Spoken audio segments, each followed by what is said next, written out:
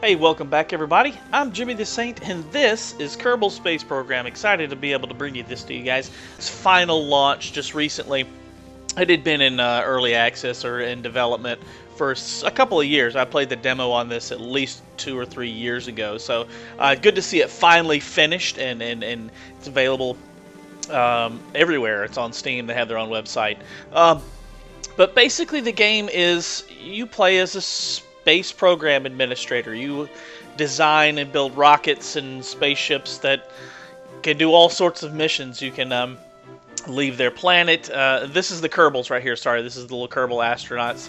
They kind of remind me of the Minions a little bit from Despicable Me a little, but you design rockets and spaceships that leave orbit, that can orbit the planet, that can go to the moon over here, can go to other planets and land, that can go to asteroids. There's all sorts of things that they've added in the game.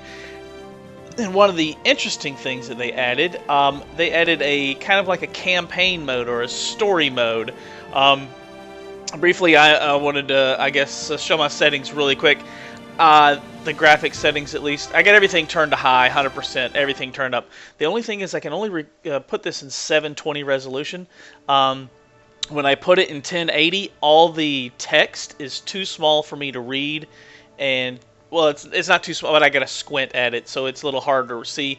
Also, it would be difficult for you all to see it on the recording, especially if you're using a smaller screen. You wouldn't be able to read any of the text.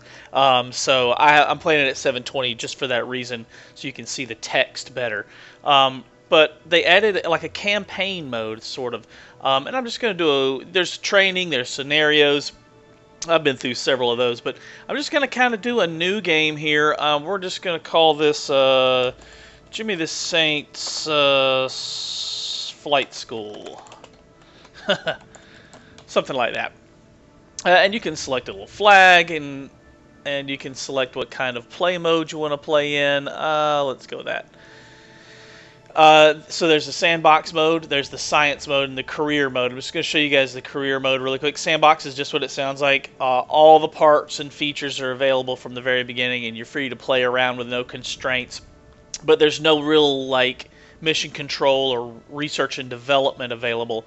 The science mode, you gather scientific data basically to research new technologies, and so there's no, you don't have any money to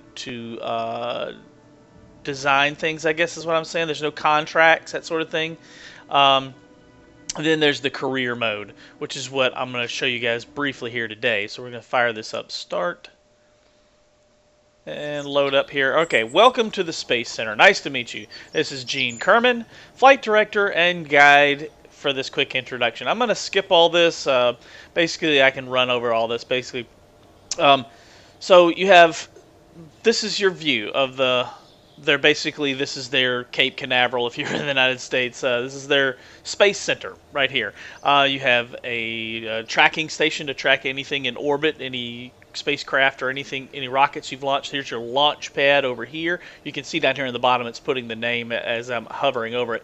Your research and development department, your astronaut complex, and your administration building, a spaceplane hangar, a vehicle assembly building, which is you're going to spend a lot of time in those two buildings right there designing your aircraft and your rockets and stuff, and then you have your mission control building. Briefly, I'll go over them all here. Your administration building, you can basically, I haven't fooled around with this a lot, so I'm not 100% sure on what all this does, but you can raise funding, you can increase your science bonuses and things like that through these. You have a finance minister, basically a public relations guy, that sort of thing, and you can fund campaigns to either raise money or increase your science and that sort of thing. Over here you have your research and development department. It's basically just a research tree. If you've played a game like Civilization, you've seen this before a bunch. And basically they just have a research tree, and you gain science through doing scientific experiments and completing contracts and things like that to give you science points, which you can spend to unlock the next set of parts for your vehicles and things like that. That's how you develop your science and technology. Over here in your astronaut complex, you have your current astronauts which you have available to fly, and then these are kind of like your cadets, your applicants who want to be launched into space. It doesn't always work that way. Not every rocket makes it. But you can hire new. You start off with 4, and you can hire more. That's your list of applicants there. Have I shown? Mission control basically is where you can gather contracts to complete to gain more money, more prestige, and science. So the first contract is to launch our first vessel. Let's see. We'd officially like to start off the space program with a bang. A very controlled bang, preferably. So it tells you some, how long you have to complete this contract. Launch your first vessel. The objective is to launch your first vessel off the launch pad or the runway to achieve this goal. Okay. We're going to accept this contract. And then what do we have on this? Gather scientific data from... so they just want you to recover or transmit any scientific experiment data from the planet Kerbin to achieve this goal. We're going to do that one because that one's really easy. You can actually do that without even launching an aircraft or anything. You can just do a scientific experiment right there on the launch pad. Your tracking station, I did not go over that, but basically this is where you would track any objects in orbit. Like right here's the moon, or the mun as they call it in this game. Here's the planet, and if you had, say, a rocket in orbit or a spacecraft in orbit, you could track it, its trajectory and that sort of thing. And here's another planet in this solar system here, so you can actually, I guess that is a comet, actually. Sorry, I think that's a comet that's circling it. I'm not sure what that is. I haven't been out there. But basically this is their solar system. You see all the other planets rotating around their sun here, and all of that is available to explore in this game. Let's go back to the control center here, and okay, of course your launch pad, I'll show you guys that here in just a minute, and that's, I think I showed you everything.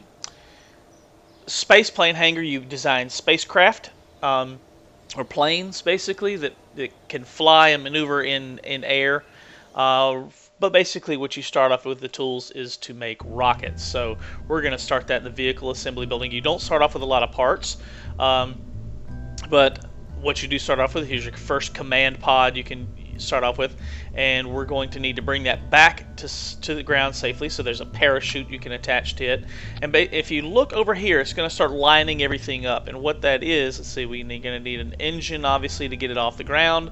This is your first solid fuel engine you start off with. I'm going to add that to it,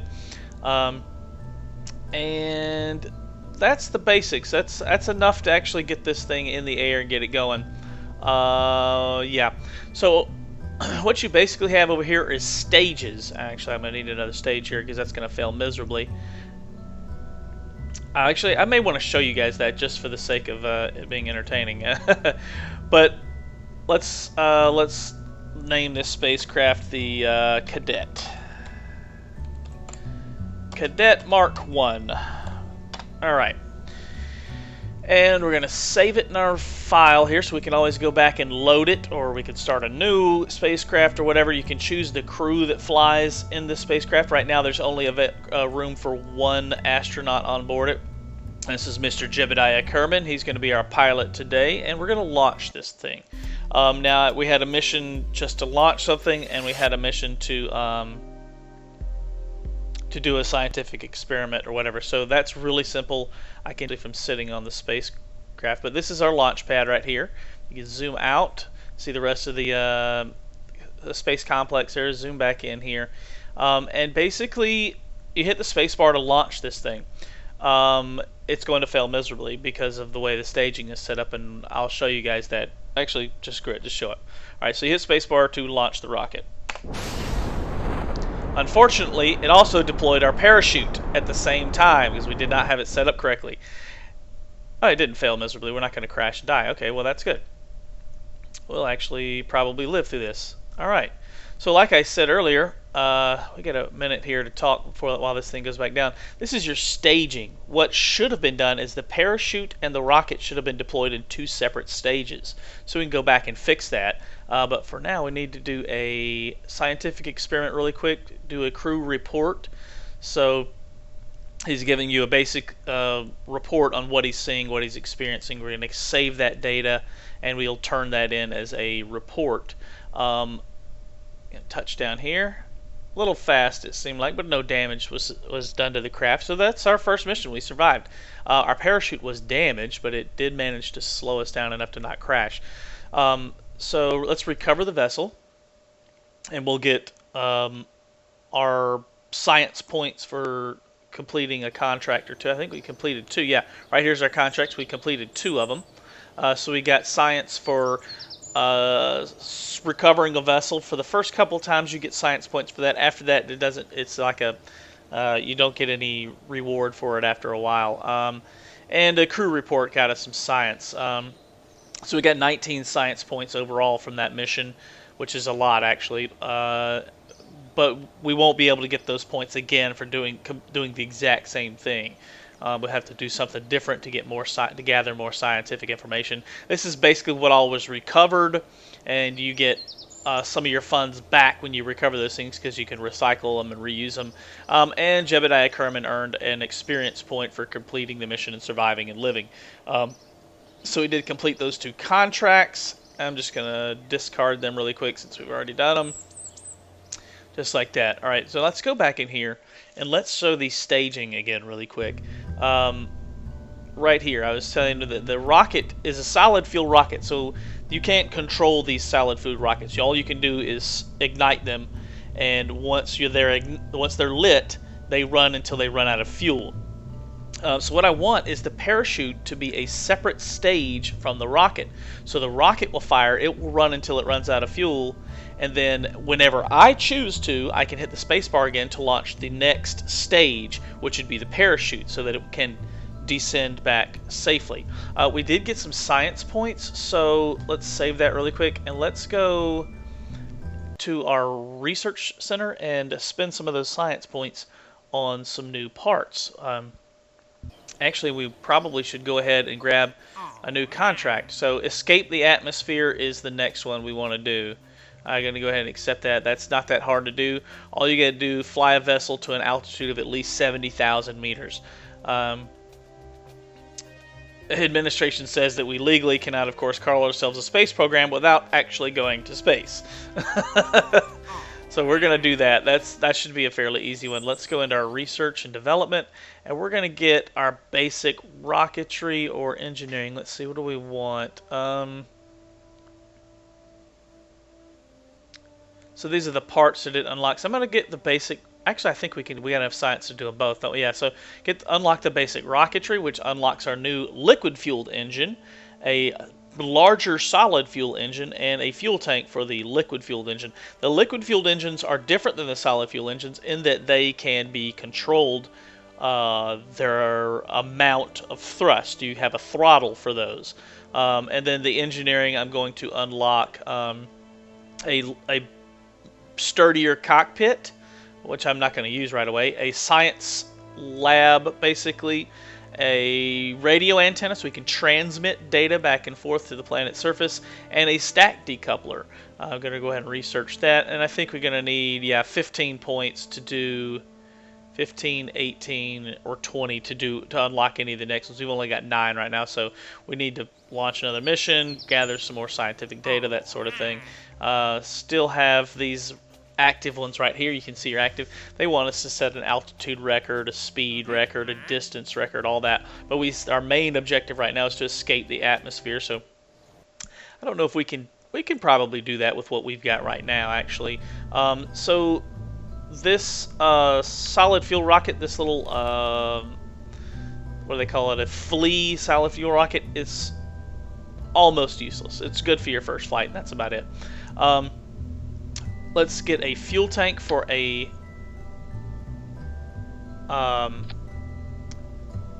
liquid-fueled engine, and let's attach that.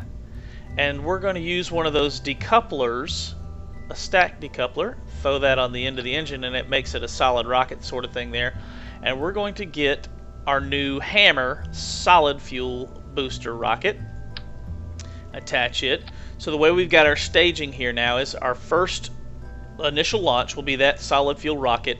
We can decouple it when it runs out of fuel and it falls off. It basically it breaks it away from the rest of the craft, and then we can fire. Oh, we need another stage here because our parachute and our engine are on the same stage, so we need to separate those two. And this will fire our liquid fueled engine.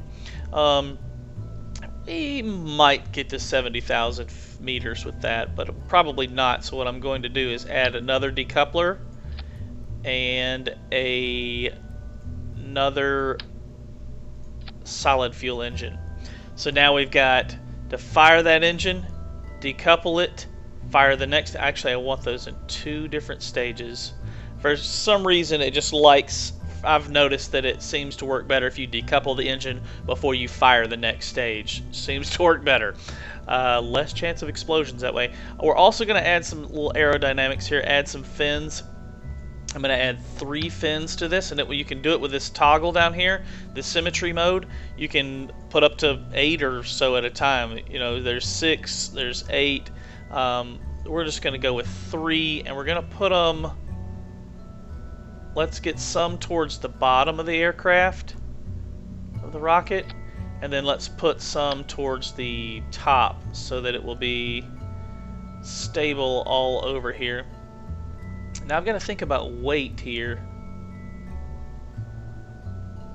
Hopefully the parachute will be able to bring this craft back safely. So you have a weight limit of 18 tons at the beginning of the game and 30 parts. So you have to work within those constraints at the beginning of the game. I think you can unlock that later. So this is now the Cadet Mark III, let's call it that. We made several upgrades. Let's save that and see how it performs. Let's try and do quickly a scientific experiment on the pad here with the crew hatch. Right click it and get a crew report while he's sitting on the pad. This is different than the one before where we were in the air, so we get scientific data for that. We would not get it if we were to do the same thing we did before. We would not get this. So I will not be able to do that again from the launch pad and still get science points for it. So you do have some stability control with the R and the T key, which help a little bit. So I'm going to go ahead and activate those while I'm on the launch pad here, and I'm going to, I think everything's good, so let's just fire it off and see what happens. There's our first stage at solid fuel rocket. Those fins help stabilize the aircraft and keep it flying straight. We hit our speed record achieved. We're almost out of fuel in that rocket, so it's going to run out. I'm going to detach it and fire the next stage. Up, and it got a little wonky. This is not going well. Oh shit. Oh, we were able to straighten it out. You do have some control over the aircraft. We were able to straighten that out. So detach that one. It ran out of fuel and launch our final stage. And we hit a speed record as well. We're doing actually pretty well. We're not going to break orbit with this at all. We're not going to get out of the atmosphere. We're nowhere near 70,000 feet, 70,000 meters. We're hitting 10. Let's go to our orbit map really quick, and you can see our trajectory here. We should hit about 15,000 meters and then start to descend. This is basically showing our telemetry and our trajectory where we're heading. And sure enough, we're hitting 14,000 right now. We should probably hit around. Yep, it's going to be. We've got a distance record of 5,000 meters, so we got a lot of contracts to fill. We're going to get some money for that. Hit 15,000, and we're starting to descend now. This is going to be a little bit of a long process back down, but we do have a speed slider up here that you can adjust the basically how fast the game runs, so you don't have to sit here and wait for the thing to descend the whole time. You can speed it up a little bit, put it on 3 times the speed. When I get to around 4,000 meters, I'm going to flip the aircraft over and launch the final stage, which is the parachute. And I do want this to go over water because of the weight. I don't know if that parachute, because we've got a lot of extra weight with that engine and that extra fuel cell. Let's go ahead and launch our parachute out. I don't know if it'll slow the craft down enough to keep it from splashing too hard to break stuff. But the crew should survive because that crew pod is pretty survivable. I think it can survive somewhere around 40 to 50 meters per second impact. Right now we're still traveling at 120. The chute just opened up, so it should slow us down pretty quick here. Down to 10, 8 meters a second. Okay, so everything should survive just fine at 8 meters a second. Shouldn't break any parts or anything. And splash. There we go. Pretty successful launch there. Going to recover that vessel and see what all we got out of that.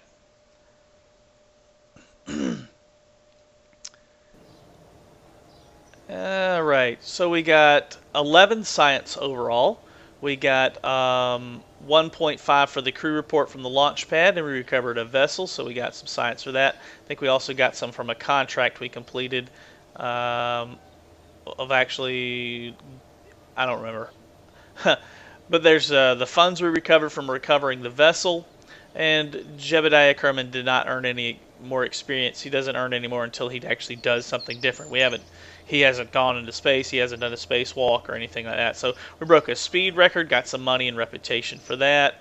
An altitude record, same thing for that. Another speed record, another altitude record. So we did really good. Another speed record, another altitude record, and I believe we set a distance record as well in there. So we've got 11 science, but it's not enough to learn anything new.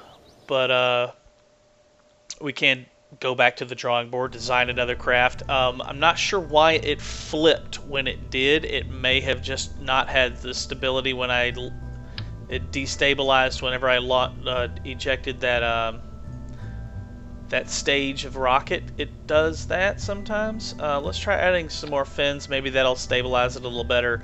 And I'm going to add another stage to the... Sorry, a decoupler and another stage to this rocket here. And we're still within the weight limit. We're at 12 tons. Yep. Okay, so let's call this the Mark IV. Save it and launch it. I'm going to go through this one really quickly because we didn't really change much other than adding another stage. So the flight should be very similar to before. Launch our stability, turn our stability controls on, and fire it. You do have some control over the aircraft, over the rocket, but it's not a lot. So, I mean, it is a freaking rocket. And you see it teeter-tottering there. It wants to flip. It's top heavy, I think, is the problem. I'm making very, very small adjustments, but mostly the stability control is doing most of the work on this. No, no, no, no, no, no, no! Damn it, it did it again. I was able to hold it. I was able to hold it. I was able to hold it. Oh, that was close. I kept it from spinning that time. All right, so we're really hauling ass here. 500 meters a second. We got some altitude this time, some distance. I'll turn that down a little bit. Speed record of 750 meters a second. That's good. 800. Altitude record of 19,000 meters. We're out of fuel. Okay, so how high are we going to get with that? Another distance record. Another altitude record. We're going to hit 54,000 meters, which is really close. We're getting close to 70. Might have actually hit it if it hadn't have rolled over on its side. Might have hit 70 with that one. But it's hard to stabilize it when it's top heavy like that. As that solid fuel burns out, the bottom of the aircraft gets lighter while it maintains all of the weight at the nose of the aircraft, so it wants to roll over with the weight of the vehicle being too top heavy. So I'm not quite sure how to fix that. I have been able to launch an aircraft pretty high up. All right, so we achieved another distance record, so we're getting pretty far from our launch position, which you can see just barely right down there. We're still traveling at 600 plus meters a second, so we're at 50,000 meters now. I'm going to roll the aircraft just a little bit. There we go. And 52,000. What did it say we were going to hit? 50-something thousand. 53.6 is where we should top out. Land distance record, so we got long ways off from the launch pad there. And it's a good thing there's a big ocean right here, because we definitely want to splash down in the ocean. Because I used all the fuel, and it's kind of actually difficult to land these things on land using the rockets. I've done it, but it's not easy. And we are descending now, so we hit our maximum height. I'm gonna speed this up a little bit, allow this thing to come back down to Earth pretty quickly here. Let's see if we can get a crew report here. Yep, gonna get some science for that. Good. Speed this back up. And 25,000 meters.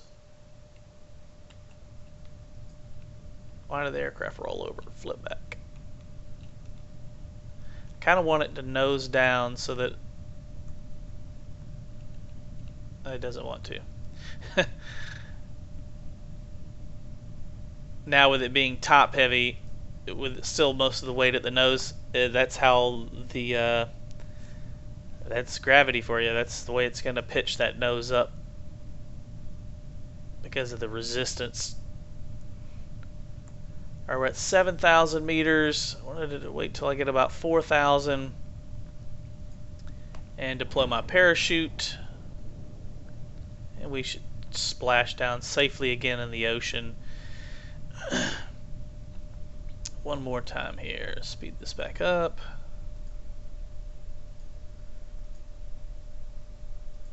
$500 meters, 400 meters. The chute opens up all the way. Slows us down nicely, just in time for splashdown. Wow. I was cutting it kind of close there. Let's recover the vessel. And that's going to do it.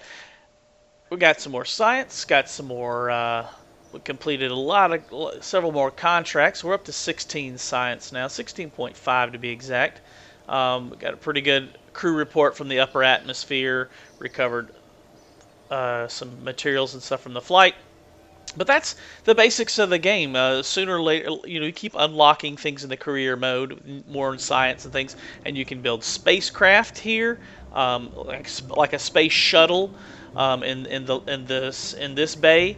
You continue to build rockets in the other bay, whatever you have the parts for. It takes a while to get all the parts to build a spacecraft, so you have to start off with rockets and that sort of thing. But that's the basics of the game. If you guys want to see more of these videos, let me know in the comments section below. I post a new video every day. I play a lot of different games. If you guys are interested in the channel, please subscribe. Tell your friends about it. Thanks so much for watching. We'll see you guys again next time.